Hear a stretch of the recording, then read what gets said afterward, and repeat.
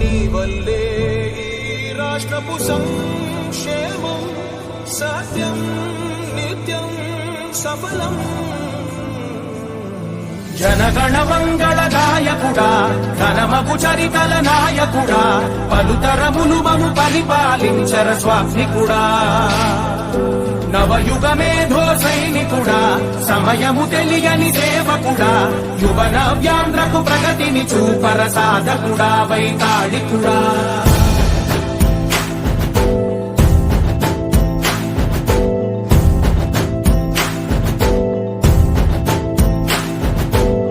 ప్రతి ఇల్లు నిన్నే నిన్నే పిలిచింది, ప్రతి గడప నీకే స్వాగతమంటోంది.